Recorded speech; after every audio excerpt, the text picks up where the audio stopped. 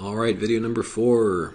Okay, so the first item, the only item, kind of the special intro item before I get into the final 10 ETFs, is this. This is the percentage stocks above the 200-day moving average.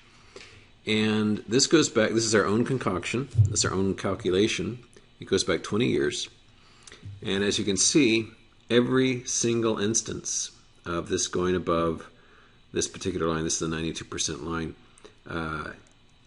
we've got 1, 2, 3, 4, 5, 6. I guess there's one just barely right there, just for, I probably should mark that one just for completeness.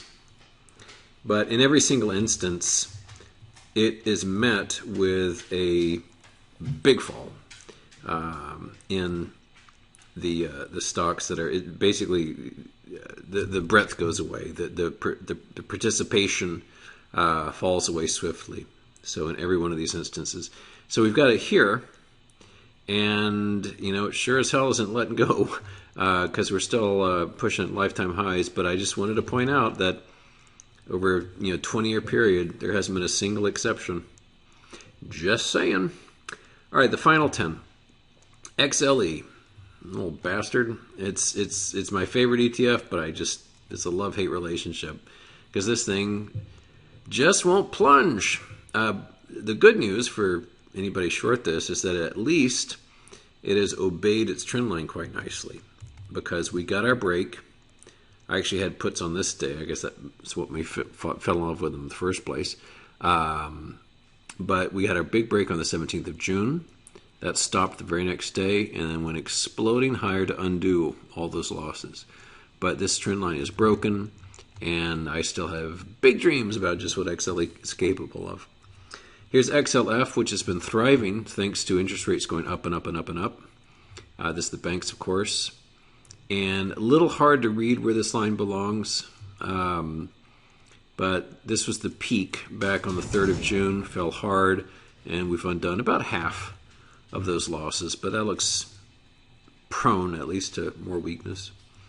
XLI, the industrials, another broken wedge. Zoom in here, nice tumble, fall, and once again kind of a healing. Looks like about 35-40% of those losses undone just by last week's activity. XLP, the consumer staples. As a reminder, just one very important little slope charts trick. Control L, see what I'm doing? It turns that line on and off. And as a reminder to your slope charts users, the line really tells you two things. One, if it's green, it means that the net price change is up for the day, and if it's red, it's down for the day.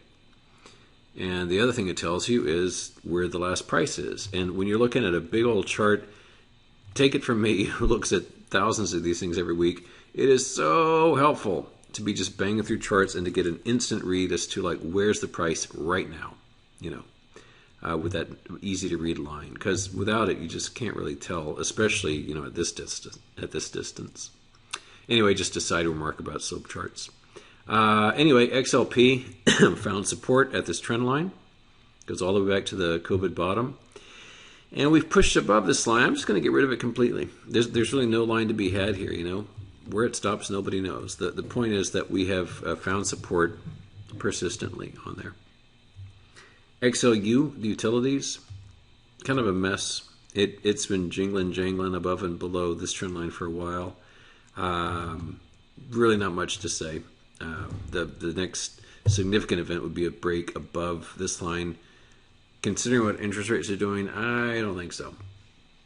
XLV, healthcare. Just steady Freddy. Look at this. Lifetime high. Having gone up hundreds and hundreds of percent since the financial crisis. You're getting all my canine sound effects here if you listen to all these videos. XLY, consumer discretionary. Another wedge break. Just about everything seems to have a wedge break. In spite of that, climbing beneath the trend line and right near lifetime highs. XME, the metals ETF, big fat mess, very hard to read here. We had prior these really clean topping patterns. now that we don't really have a market anymore, there's no top to be had. It's just kind of this frontal assault, just straight higher. So nothing to read. XOP, this is another big energy one. I'm much fonder of XLE as far as energy bear thing goes. Much tougher chart to read for me right now.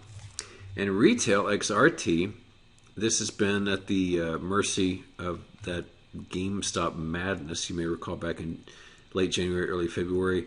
That's when retail went absolutely berserk, like so. And it's been kind of crazy ever since. Most recently, nice steady ascent all week long to a new lifetime high. Because God knows, people, now that COVID's sort of in the rearview mirror, people are buying things like they've never bought things before. So, that is the end of the tour of these 40 ETFs. Thanks for bearing with me on this. And hope you've had a good weekend and have a good week ahead.